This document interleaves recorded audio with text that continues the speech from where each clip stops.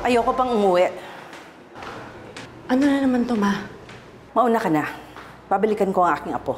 Ma, diba sabi na nga, papa-DNA test natin yung bata bago tayo magmalasaka dyan sa pinagbubuntis ni Millie. Hindi ko na mahihintay yun. Ayokong maetsapwera sa buhay ng apo ko. Kaya ngayon pa lang, kikilalanin ko na siya.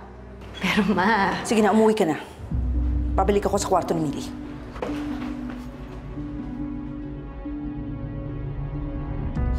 Anton! Tama na, tumakas na tayo dito.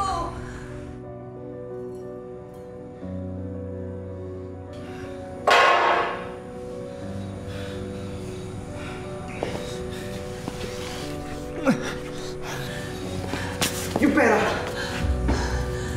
Yan, nandun yung pera. Umalas na tayo, please. Mga hayop ka! Bumalik kayo rito! Yung pera! Yung pera ko!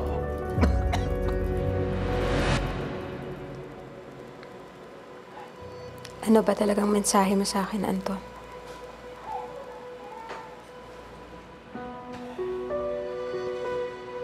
Millie, nasa iyo pa rin pala yan? Opo. Hindi ko to wawalain. Kaya mo pa ba? Kaya ko to. Hindi kailangan kita dalhin sa ospital. Hindi. Huwag. Paano ka? Okay lang ako. Halika.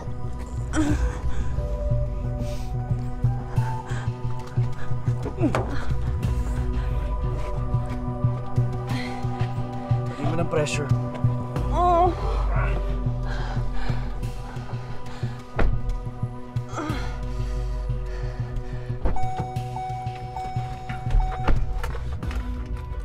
Meron akong alam na lugar.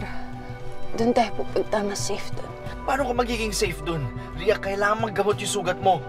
Anton, please. Kailangan na natin umalis. Sundin mo na lang ako.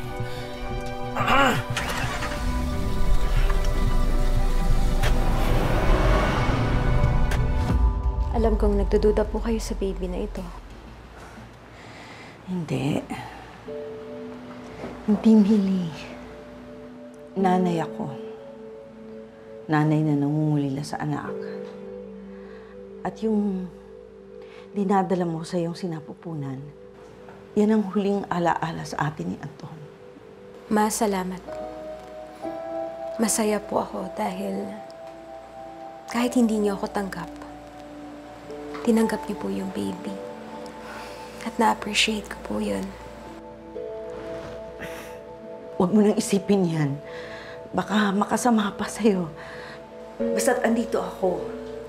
Hindi kita iiwan. Sasamahan kita sa iyong pagbubuntis. Lahat ng tips ibibigay ko sa'yo. Parang yung nagbubuntis pa ako kay Anton. Alam mo, parang ikaw ay ako. Maselan nung nasa sinapupunan ko pa si Anton. Kaya siguro napamahal siya sa akin. Miss na miss ko si Anton. Ako din naman, Ma. Miss na miss ko na po si Anton. Minsan nga po na-imagine ko na tumatawag siya sa akin para sabihin na ang saya-saya niyang maging tatay. Alam ko po kasing masaya siya.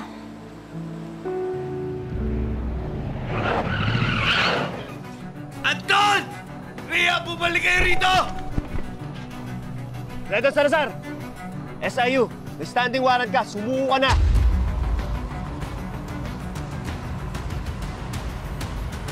Hindi niyo ako mauuli, boy!